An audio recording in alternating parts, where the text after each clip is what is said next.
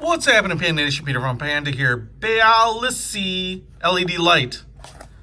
It's not marked which color this is, but it obviously comes in a bunch of different colors. And it's not big.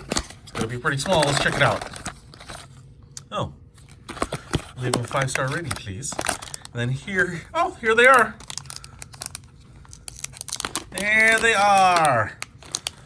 The LED replacement light bulb. So, the cool thing about these is, oh, here, tips to care for your car manual. These lights are replacements for light bulbs in probably a lot of different automotive applications that are not LEDs, but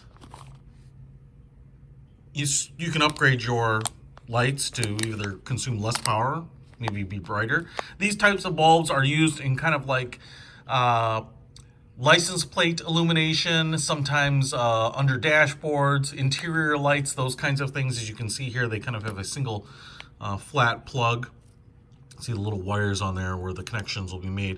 And then it looks like we have an LED element on both sides, so I expect these things to be pretty bright. And as you can see here, it's possible that they come in different colors, but I got white, so that's what I needed. So anyway, I'm excited about using these.